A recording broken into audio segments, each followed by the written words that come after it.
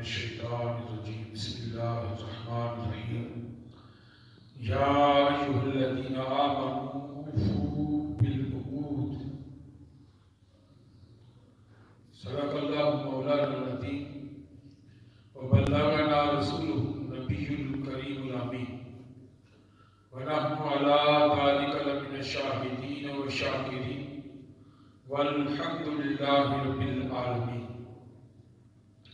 ان اللہ وملائکتہ یصلون علی النبی یا ایھا الذین آمنوا صلوا علیہ وسلموا تسلیما الصلاۃ والسلام علیک یا سیدی یا رسول اللہ وعلی آلک واصحابک یا رحمۃ للعالمین۔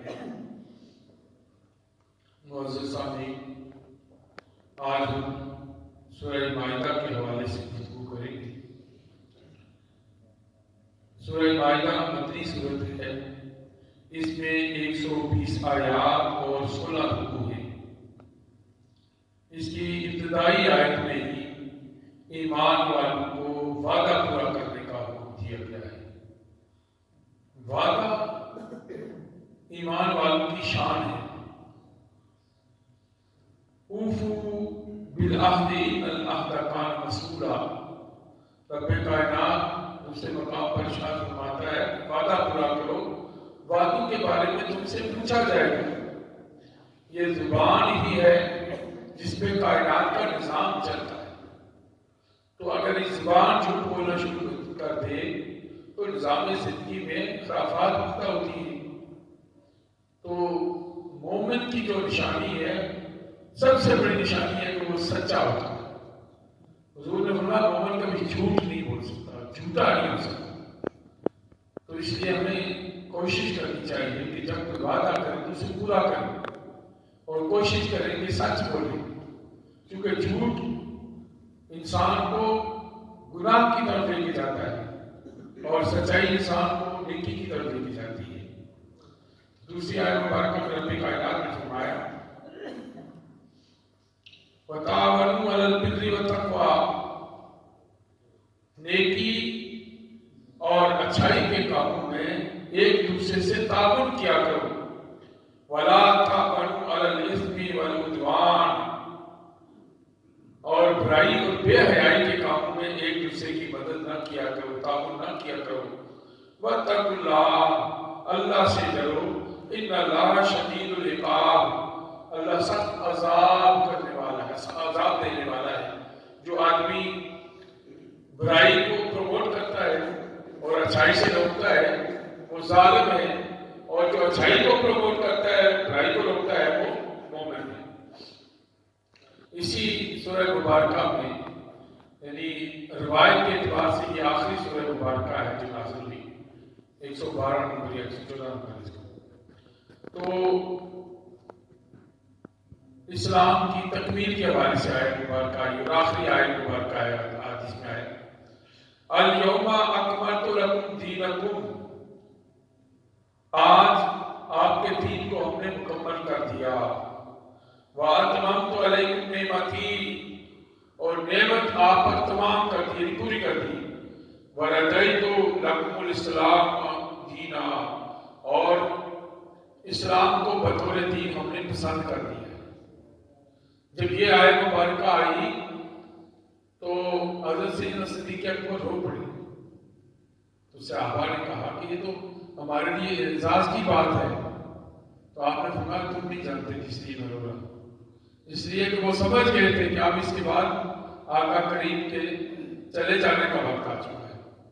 تو اس کے بعد دین مکمل کر دیا رب کائنات نے، اور آپ اس اسلام کے بعد کوئی دین نہیں، دین مکمل ہو گیا ہے اور قیامت یہی دین رہے گا۔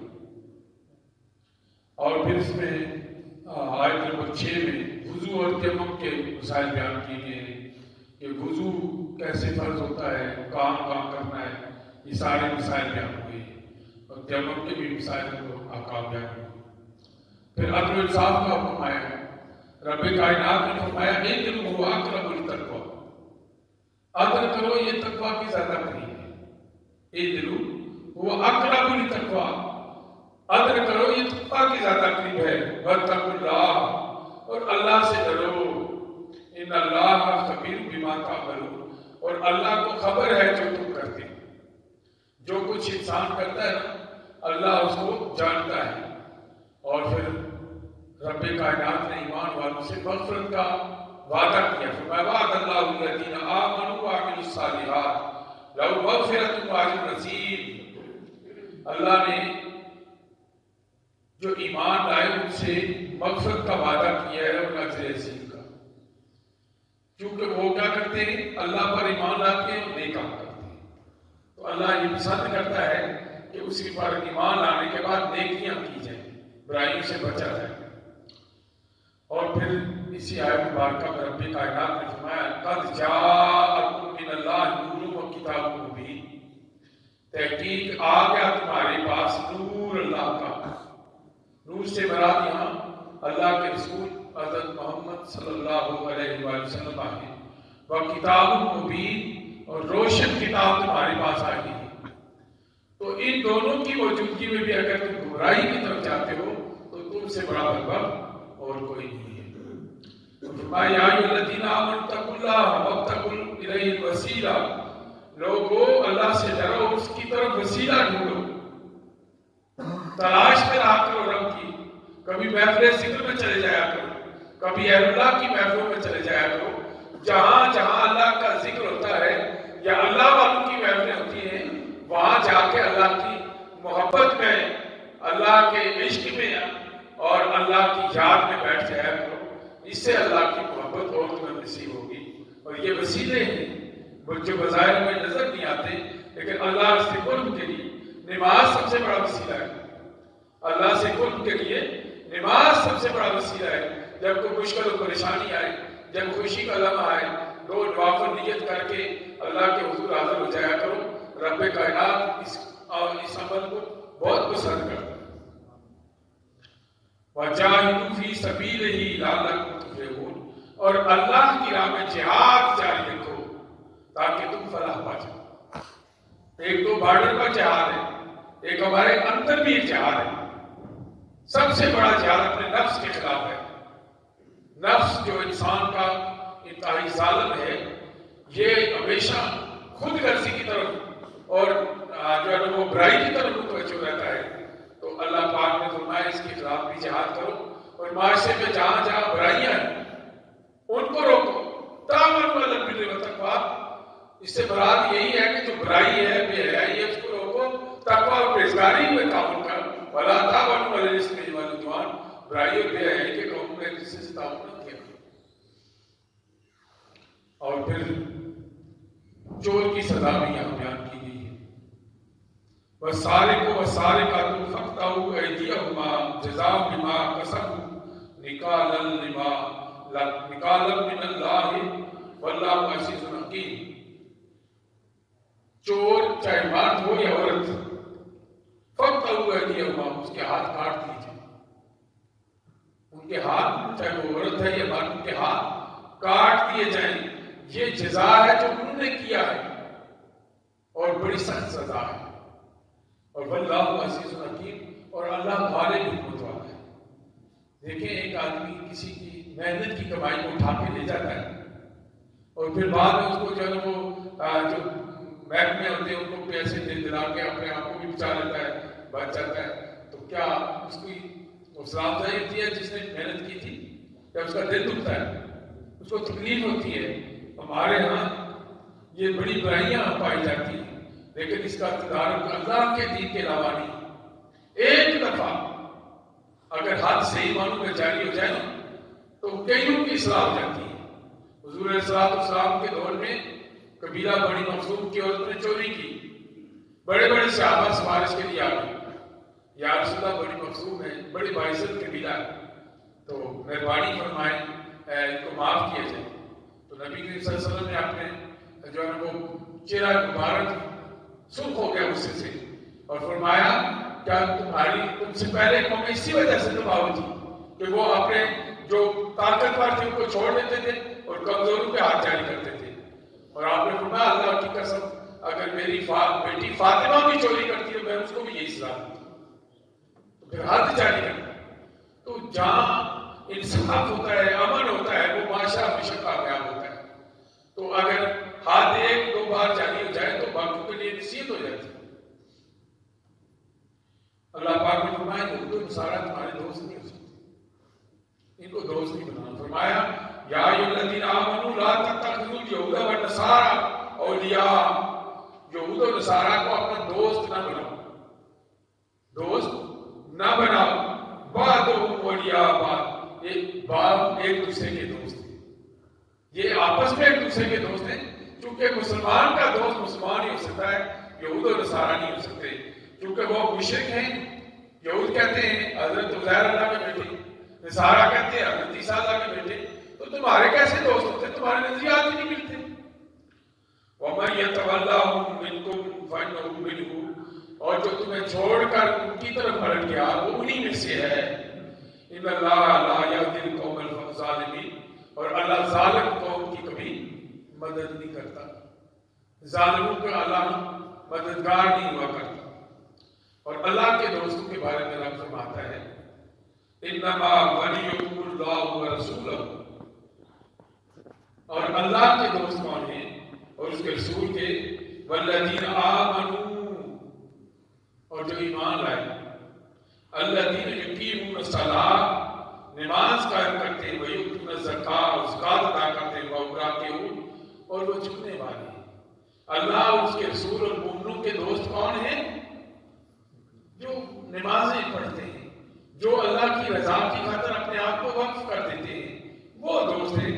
اور مومن مومن کا دوست ہو سکتا ہے، مومن کبھی کافر کا دوست نہیں ہو سکتا.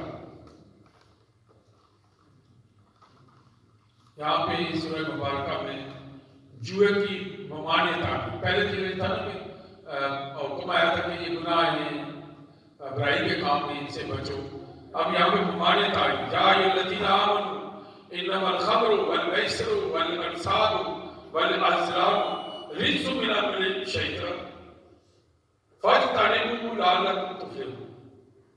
رب کائنات نے فرمایا کہ ایمان والو، یہ جو شراب ہے، یہ جو جوا ہے، یہ جو پاسے کے تیر ہے، ان سے وہ پھال نکالتے تھے، والازلام، اور یہ جو تم کرتے ہو، جو تیر پھینکتے ہو اور اس طرح کی جو قرآن اندازیاں کرتے ہو، یہ رجس من عمل الشیطان، یہ شیطانی کام ہے. فاجتنبوہ لعلکم تفلحون، ان سے بچو تاکہ تم فلاح پا جاؤ. پہلے حکم میں نرمی تھی، اب سختی سے منع کر دیا گیا کہ شراب، جوا اور اس طرح کے برے کاموں سے بچو تاکہ کامیاب ہو جاؤ. فرمایا انما یرید الشیطان ان یوقع بینکم العداوۃ والبغضاء، چونکہ شیطان ان کے ذریعے سے تمہارے اندر نفرتیں پیدا کرتا ہے، برائیوں کے ذریعے سے نفرتیں پیدا ہوتی ہیں. ایک آدمی کا جوئے کے ذریعے مال لٹ جاتا ہے تو کیا وہ دوسرے سے محبت کرے؟ تو وہ کیا ہوگا؟ ایک کو لوٹ کے لے گیا لیکن دوسرے کا بیڑا غرق ہو گیا. تو اللہ پاک نے فرمایا شیطان تمہارے اندر یہ نفرتیں اس وجہ سے پیدا کرتا ہے، اس وجہ سے فی الخمر والمیسر، جوئے اور شراب کی وجہ سے، ویصدکم عن ذکر اللہ، اور تمہیں اللہ کے ذکر سے روکتا ہے، وعن الصلاۃ، اور نماز سے روکتا ہے. جو شرابی ہوتا ہے یا جو جوا کھیلتا ہے ان سے ہوش ہی نہیں رہتا ہے، نہ بہن بھائیوں کا، نہ رشتے داروں کا. آپ کے سامنے معاشرے میں کچھ لوگ پائے جاتے ہیں جو ہاتھ کراس کر دیتے ہیں، ہوش ہی نہیں ہوتا ہے. شراب اور جوا ایسی لت پڑتی ہے کہ انسان گھر بار بیچ دیتا ہے لیکن اسے سکون نہیں آتا. تو رب کائنات نے فرمایا کہ یہ جو جوا اور یہ شراب ہے یہ اللہ کے ذکر سے تمہیں روکتے ہیں. فَهَلْ أَنْتُمْ مُنْتَهُونَ، کیا تم اس سے رک جاؤ گے؟ یہ کوشچن مارک کر دیا کہ کیا تم ایسا کرو گے؟ اور پھر رب کائنات نے اطاعت رسول کا حکم دیا، وَأَطِیعُوا اللَّهَ وَأَطِیعُوا الرَّسُولَ، اطاعت کرو اللہ اور اس کے رسول کی. وَاحْذَرُوا، اور ڈرو، فَإِن تَوَلَّيْتُمْ فَاعْلَمُوا أَنَّمَا عَلَىٰ رَسُولِنَا الْبَلَاغُ الْمُبِينُ. اور اگر تم پھر جاتے ہو، اگر تم اسلامی تعلیمات سے انکار کرتے ہو تو جان رکھو ہمارے رسول کا کام تم تک پیغام پہنچانا ہے. مانو گے تو فلاح پا جاؤ گے، نہیں مانو گے تو تباہ ہو جاؤ گے. ہمارے رسول کا کام ہے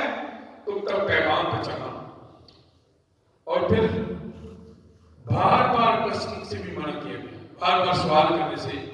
فرمایا یا ایھا الذین آمنوا لا تسألوا عن اشیاء ان تبد لکم تسؤکم. جو چیزیں تم سے پوشیدہ ہیں ان کے بارے میں زیادہ سوال نہیں کیا کرو. کیا پتہ تمہارے بارے میں وہ بعد میں مشکل ہو جائے، پریشانی ہو جائے. تم مثلا جو تراویح کی نماز تھی ابتدا میں حضور علیہ الصلوۃ والسلام جماعت کے ساتھ کروائی، بعد میں چھوڑ دی اور فرمایا کہیں مجھے ڈر ہے کہیں فرض نہ ہو جائے امت میں. اس طرح بہت سارے معاملات تھے. اکثر صحابہ کی خواہش ہوتی تھی ہم ساری رات جاگتے رہیں. کوئی کہتا تھا سارا دن روزہ ہی رکھوں، کوئی کہتا میں مال اٹھاتا ہی رہوں. تو اللہ پاک نے اس چیز سے منع کیا کہ تمہاری اپنی خواہشیں ہیں لیکن باقیوں کو کے لیے مشکل ہو سکتی ہے، اس لیے زیادہ کسی یہ زیادہ سوال نہ کیا کرو. اور پھر اس سورہ مبارکہ میں وصیت لکھنے کا حکم دیا.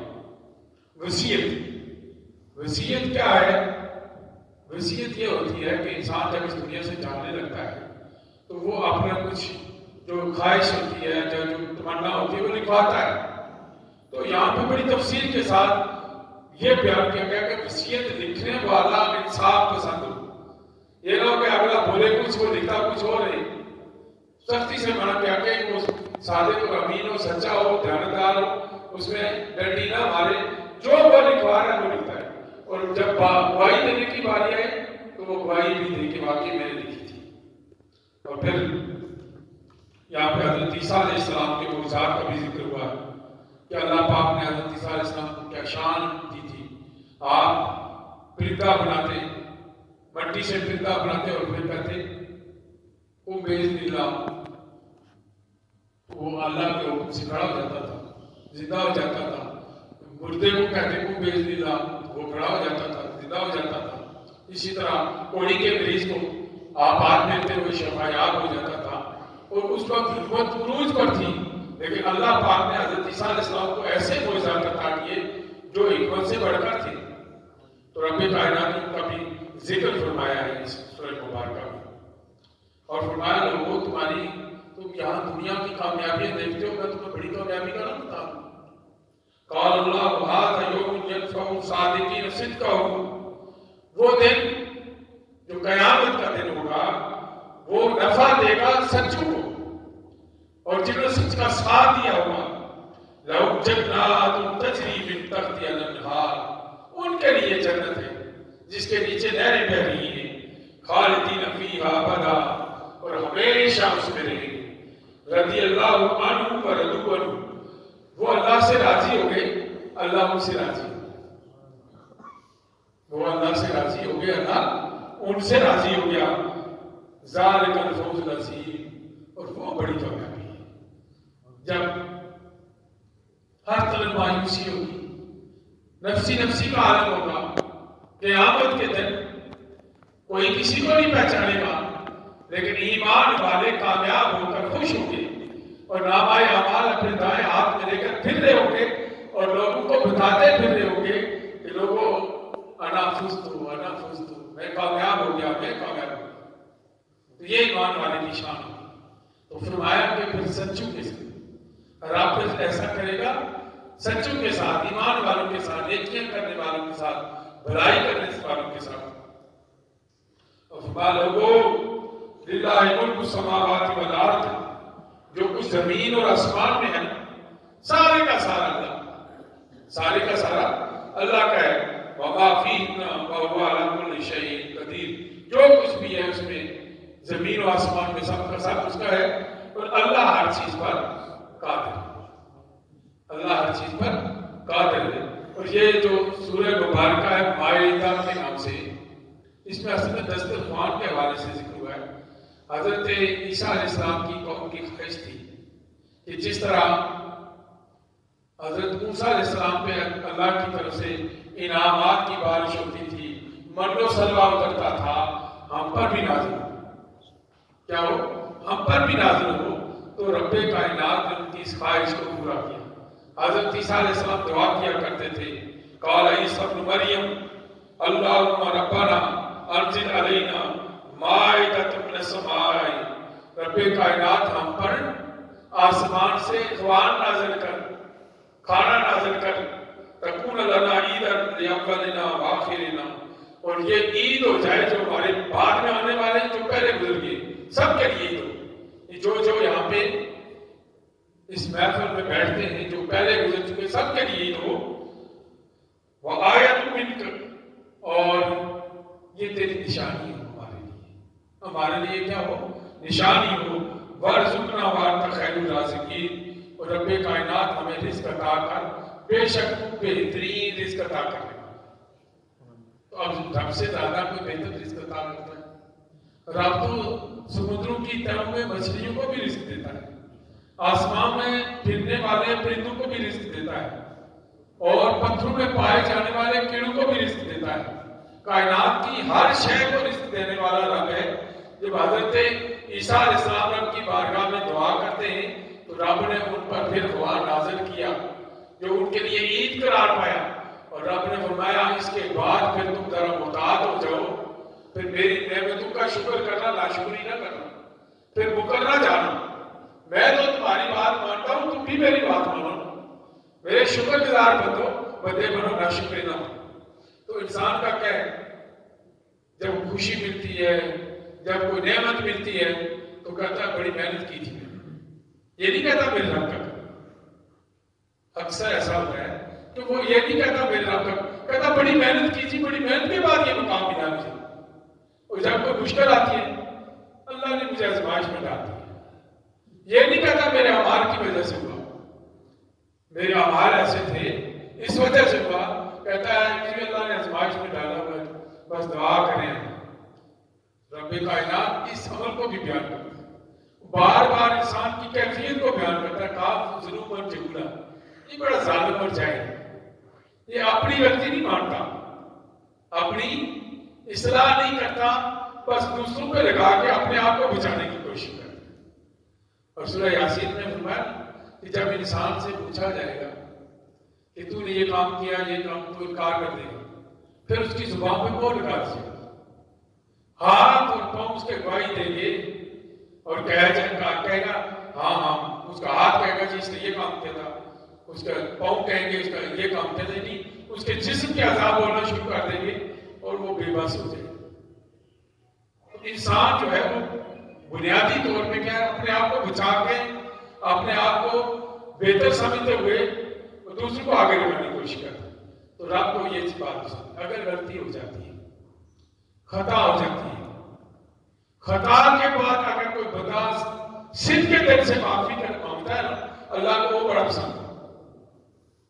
اللہ معافی مانگنے والوں کو پسند کرتا ہے، نیکیوں پر غرور کرنے والوں کو پسند نہیں کرتا. جب کوئی خطا ہو جائے، غلطی ہو جائے تو فوراً رب کی بارگاہ میں آ جایا کرو اور اللہ سے معافی مانگا کرو. بے شک وہ غفور رحیم ہے، بخشنے والا اور مہربان ہے. اللہ پاک سے دعا ہے تمہیں صحیح معنوں میں عمل کرنے کی توفیق عطا فرمائے. وآخر دعوانا الحمدللہ.